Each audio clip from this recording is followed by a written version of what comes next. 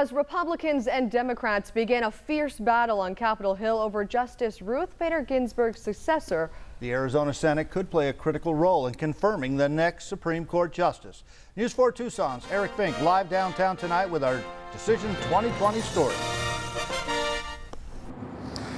Good evening to you, John and Amanda. Tonight, dozens of Southern Arizona voters out in front of Senator Martha McSally's office here downtown, trying to put pressure on the senator not to confirm President Trump's upcoming nominee to the Supreme Court before the election. And if her Democratic challenger, Mark Kelly, wins the race in November, there's a scenario where he could actually be seated before January and cast a consequential vote. The Supreme Court vacancy is now front and center in this election with less than 6 weeks to go. In just 2 weeks, Arizona voters will get their ballots in the mail. And because the Senate race is a special election to fill the remaining 2 years of John McCain's term, state law says if Democratic challenger Mark Kelly wins, he could be seated as soon as the end of November, rather than having to wait to be sworn in with the new Senate in January. This could complicate the GOP's path to confirming a conservative justice to the high court.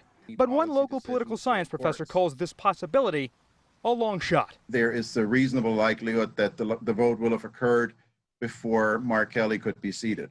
Eric Saphir says it's now likely the Republicans, led by Senate Majority Leader Mitch McConnell, will have the votes to confirm President Trump's nominee before Election Day, November 3rd, or in the weeks just after. With Romney coming on board and saying that the president is entitled to a vote, I think that lowers the chances of Mark Kelly playing a deciding role. With Kelly leading in the polls, his campaign sent us a statement Wednesday. He says the Senate should be focused on passing a coronavirus relief bill for Arizonans, not rushing a vote on a lifetime nomination to the court. Wednesday afternoon, Senator McSally tweeted, "The Constitution is clear. The president nominates and the Senate advises and consents. I look forward to receiving President Trump's nominee." Saphir argues this Supreme Court fight will energize an already enthused electorate. If there is an expectation that the winner of the Arizona election may play a role, that could galvanize turnout on both sides. And coming up on October 6th, McSally and Kelly will meet in this Senate campaign's only scheduled debate up in Phoenix. It comes just 1 day before ballots drop in the mail.